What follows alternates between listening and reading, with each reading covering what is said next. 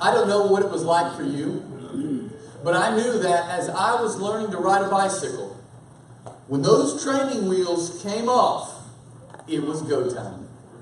And I was terrified, petrified, you might say. I was a little scaredy cat as a child, and I continue to be that way as a 29-year-old child. Scared of most things even to this day. But certain things brought me comfort. Certain things made me feel a little bit more at ease. You could even say that in moments, the presence of one particular person brought much courage. My dad was teaching me to ride a bicycle. He took off the training wheels and I watched so I could know what was happening. He said, "All right, son, let's do it." And we lived on a straight stretch of road. And so we began down that road. I was pedaling ever so slowly, trying to balance the bike. He would say, "Build up a little bit more speed and you can feel the balance." I felt it. However, I also knew he was behind me. Hand on the rear of my seat. One hand towards my back. And as I kept riding, he would remove his hand from my back. He would say, "Keep going, I'm right here with you." His presence building and giving me courage. But as you know, the story unfolds. I'm pedaling, "Dad, I got it! Dad, I got it!" And I turn around and I'm like, "Dad, you don't got me anymore." He had let go and let me live. And you know how that story unfolds. I obviously fall, scrape my knee, and never ride a bike ever again. That's not true. I loved it and I figured out how to ride. But in that moment of fear and nervousness, his presence gave me courage. And now it's wonderful seeing it come full circle. Learning how to jump into the pool, Jarrett was terrified of even being in the water. Wouldn't do it. And so eventually he found out that if I was to be there with him or Brianne, that it's all safe. And so literally from one morning, him not even wanting to touch the water, afraid to be on the steps. 1 hour later, Jarrett is jumping into the pool and we're having to run to catch him. But he was wearing floaties, so you don't have to be terrified or anything. The collective. But what was it that brought him such courage? It was our presence in the water with him. And even Brooks. It's neat to see him try to crawl and attempt to stand up. But he can't do it on his own. He's far too big for that. So we extend our hands, and he grabs him, and you can see it. He'll be, he's doing like his normal, He touches our hands, and then he pulls right on up there and stands up with those big old chunky legs. And so it's neat to see how the presence of certain people will provide courage. And it should be that way in our lives, shouldn't it, with the Lord? Amen. That the presence of God in our life should produce the courage in life that we need to honor Him. In the text that I've chosen for today, Kelly, thank you for reading. 2 Corinthians chapter 3. Go ahead and turn there. This chapter is a bit of a tongue twister to read it. You did great. You really did.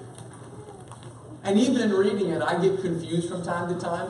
What in the world is, that's according to David Light, what in the round world is it talking about? I thought that was great last week, by the way. I hope you did too. What was it talking about? Well, contextually, let's go ahead and set the stage before we dive into the study. This is at least the second letter that Paul has written to the church at Corinth, probably more based upon some other statements that he makes in a previous letter. But these were a group of people who had come to Christ, most of them probably out of Judaism to Christianity, which means they followed the old law. Now they're following the new law of Christ. And so he writes to those people who are familiar with the old law, and he makes statements to them from chapter 3. As you know, in verse 3, he says, "You are a letter from Christ delivered by us, written not with ink, but with the Spirit of the living God, not on tablets of stone, but on tablets of human hearts." That tablet of stone, what could that be referring to from the Old Covenant? You got it. The Ten Commandments. When Moses in Exodus chapter 34 went up the mountain to receive the law from God.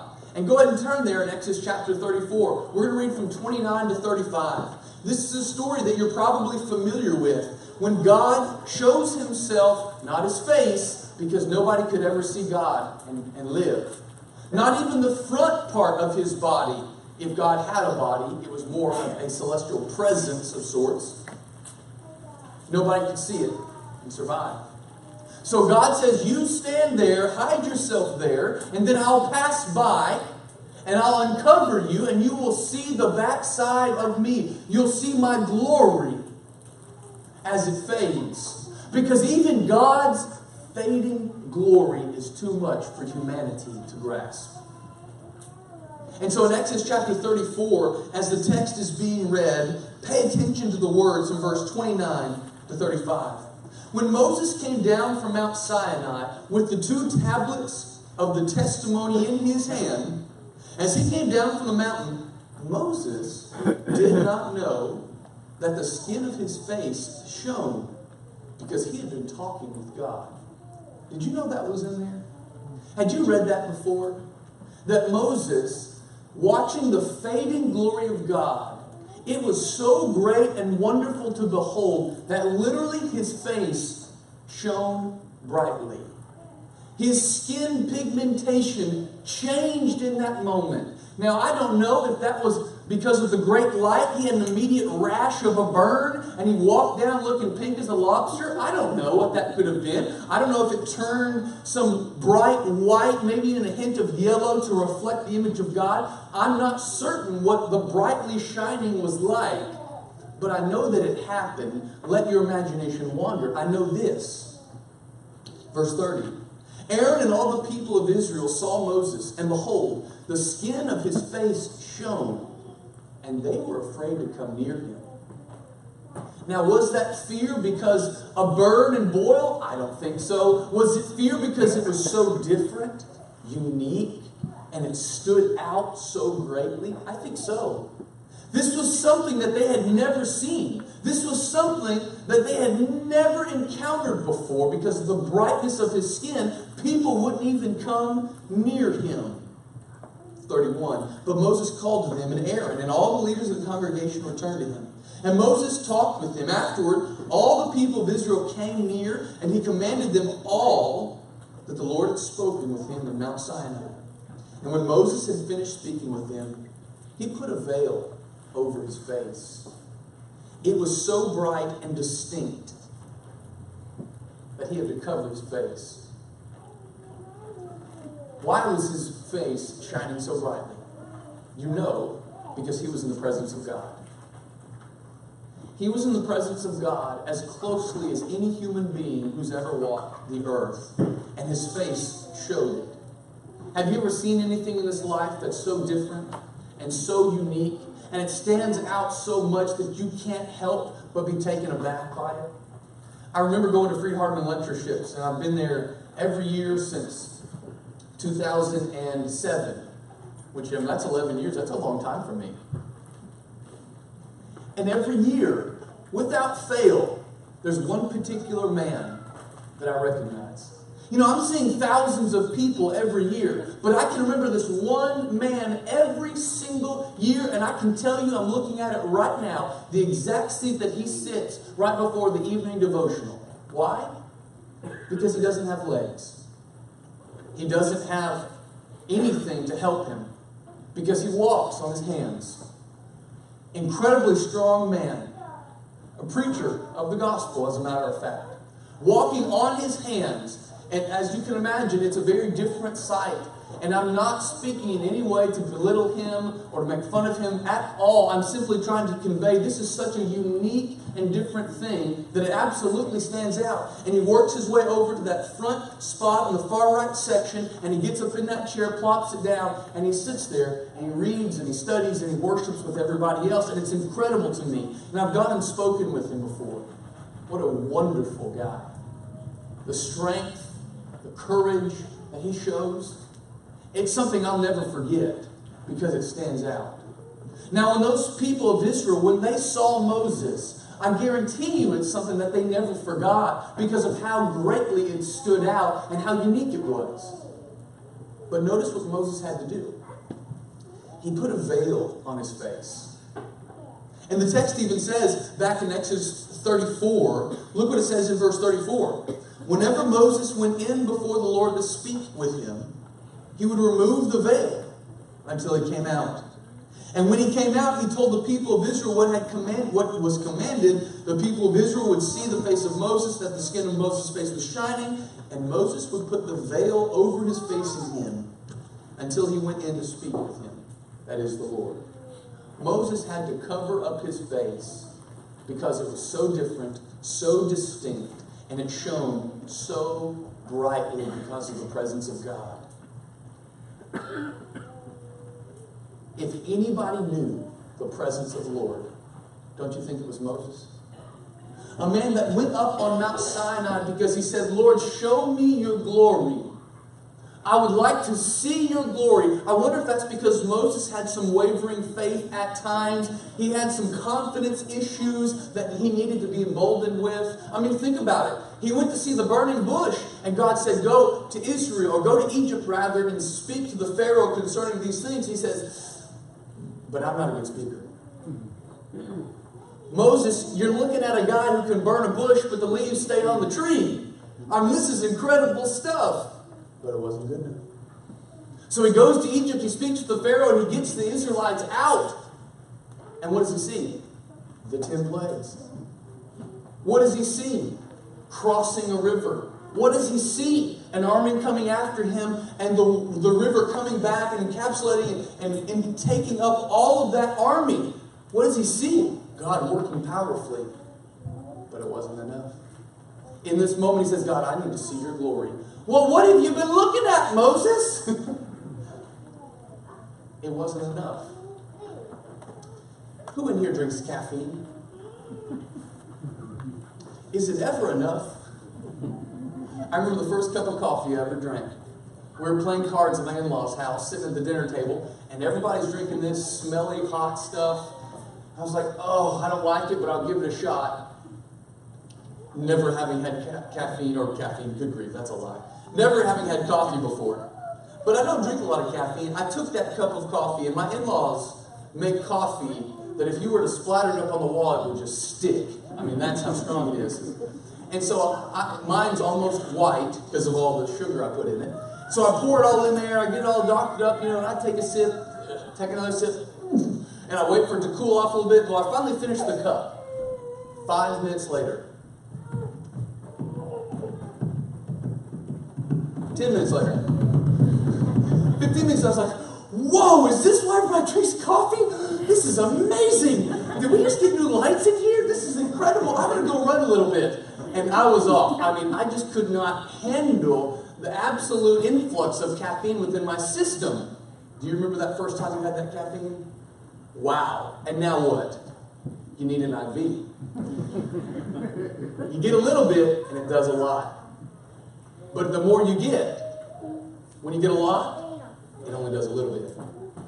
The more and more caffeine you get, the less and less effect it has, so you need more and more, at least you think you do. In reality, you've just become calloused to it. We've become calloused to it. And we forget how powerful a little bit is. God. We get a little bit of it, and it does a lot. And we see it and we know it. But at times, when we get more and more, have we just become callous, thinking that he only does a little bit? I wonder about Moses, a man who saw a burning bush, a man who saw 10 plagues, a man who saw God overthrow the greatest nation in the known world at that time, a man who crossed the Nile, a man who went into the wilderness, recognizing and knowing that the clothes never failed, the shoes never went bad on his feet, food was provided. When would it be enough, Moses? Or have you just become so calloused to God's signs and presence that you don't recognize the power anymore? Old covenant people, I think, were tempted to grow calloused to God's signs and to God's power. Now let's put it on ourselves for just a minute.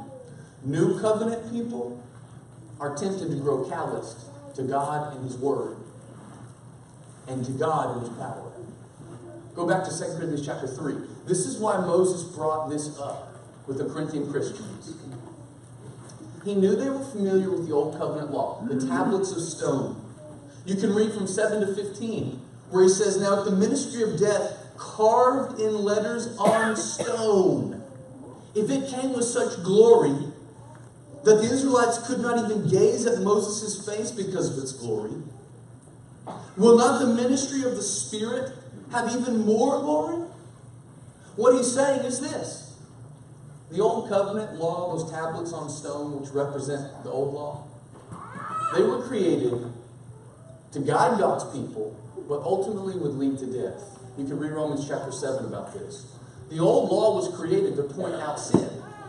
And if you could know where sin is, you could try to avoid it. But ultimately, could anybody keep the Old Law to perfection? No. So everybody was condemned by the Old Law, since it was impossible to be kept perfectly until Jesus came about. That's why he says the ministry of death, the one that's leading to death. Read Romans 7 later on this afternoon. You can read all about it.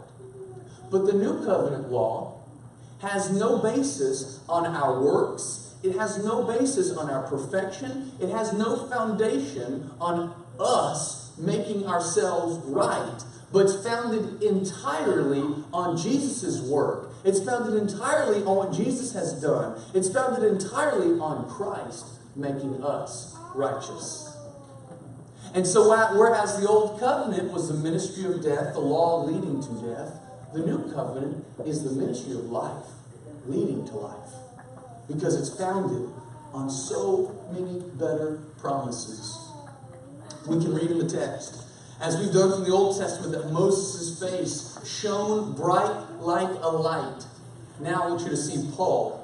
His face may not be shining, but I can see his heart shining. Look at verse 2. He says, "You yourselves are our letter of recommendation, written on our hearts to be known and read by all." What is that? Well, back then in the day, if some new guy walked up into town and all of a sudden he was speaking, he'd say, "Hey, why can I trust you? How do I know you?" Kind of like that first time I tried out to preach here. I got up and preached about brownies. A couple people may remember that. I'll never forget it. But I thought about that driving away. How on earth can these people know me, trust me, figure out anything about who we are? It was a unique thing. And anytime you hear somebody new, at least in my mind, I'm like, can I even trust this guy? Well, back then that same thing was happening. And so literally these speakers would walk around with letters of recommendation written from some teacher, some proconsulman, some individual of great renown. And so when they would walk up, they'd say, here's my letter, read it, hear it, and now you can know that you can believe it. Well, Paul says, I don't need a letter. You're the letter. Your faith in Christ under the new covenant, the ministry of life, you are my letter, our letter of recommendation, and it is written on hearts. And notice he says in verse 2, to be read by all people. Almost as if he's gleaming with pride because of these individuals and their faith. Continue looking at the text in verse 9.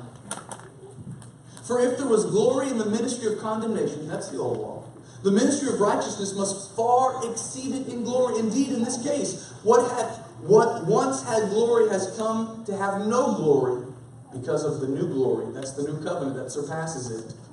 Let's get down to verse 12.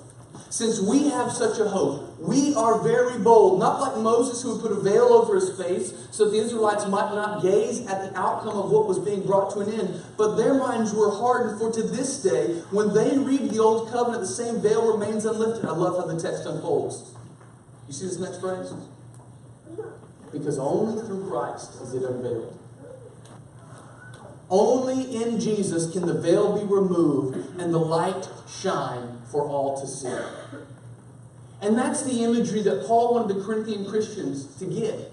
He didn't want them to walk around like Moses with a veil covering their face so that nobody could see the light. Because now is the time for light to shine in the world. You can read John chapter 1, verses 1 to 4 down to verse 14.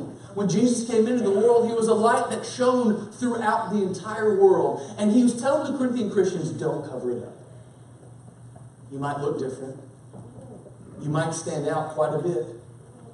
Other people might be uncomfortable. Remember the Israelites didn't want to come near to Moses? But it's time for light to shine.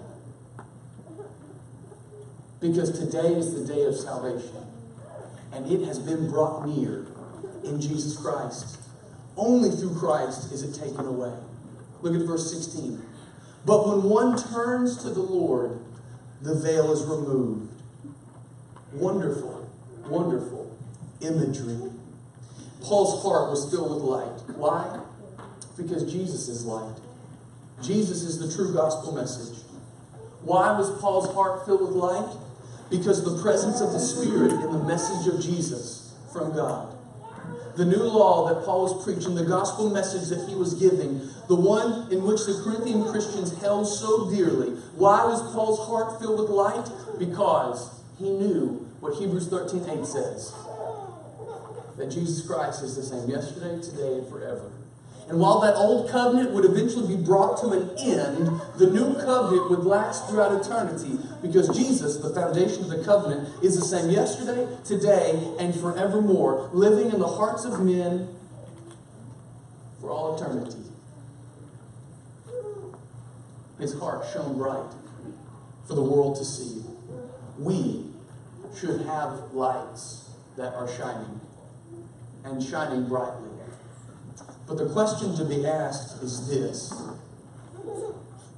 do I put a veil over my face in order to make people comfortable around me? Or am I willing to remove it so others can see who I truly am?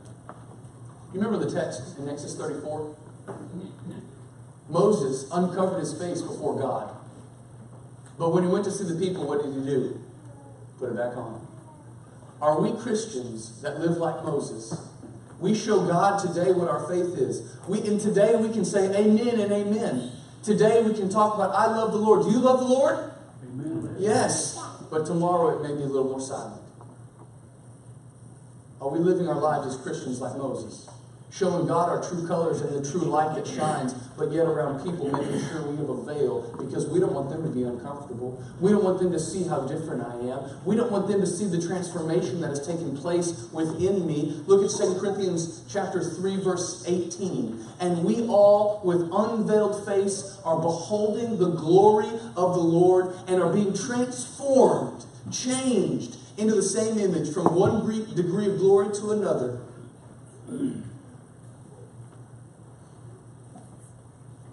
Moses' face shone brightly. Paul's heart was beaming. How about you today? Our hearts should shine. Our face should shine. Our lives should be different. Why? Because we have turned to the Lord. 2 Corinthians 3, verse 14. We have turned to the Lord, and now our veil must be removed. And I know how it is, guys. I recognize life. That some of us may be here today with family issues and struggles.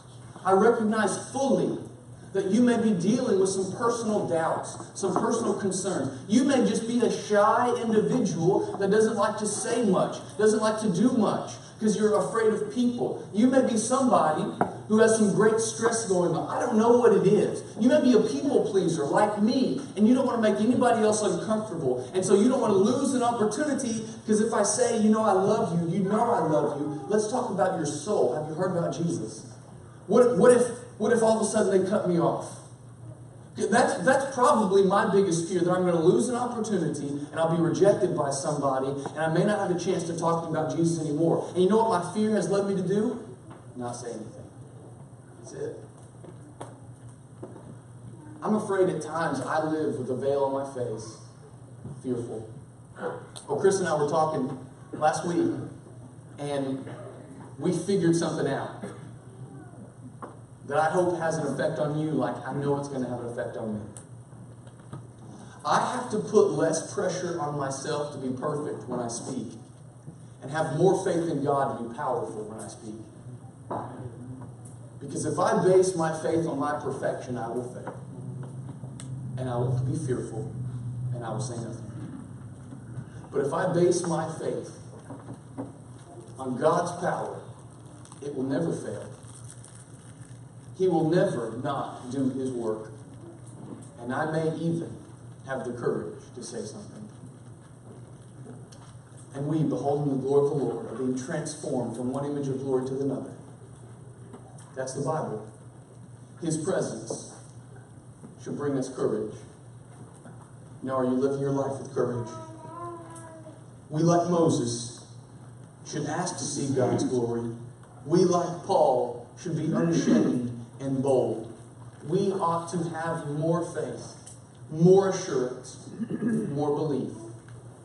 Now, faith is the assurance of things hoped for, the evidence of things not seen. Hebrews 11, verse 1. I ask you to pray for courage every day and put less pressure on yourself to be perfect when you speak, and have more faith in God to be powerful when you speak. And take off the veil. It's time that we show the world how distinct and different we are. Not because of me, not because of you, but because of Christ living in each one of us. For where the Spirit of the Lord is, there is glory. There is Christ. There is God. I hope today there is courage. Be courageous. And if you need to come to Christ for that courage, to be washed in His blood, to be made whole, God can add you to His church, being forgiven of sin, clean and pure. I tell you, you'll shine brightly that moment. But if you need courage because of sin, because of fear, because of shame, because of just straight up poor contentment, where you're just lukewarm in your faith, we can help you with that too. We want to pray for you, to support you in any way you need help. We exist to build each other up and to glorify God. If we can help you do that, we want to pray for you. So let me know if you stand and say together.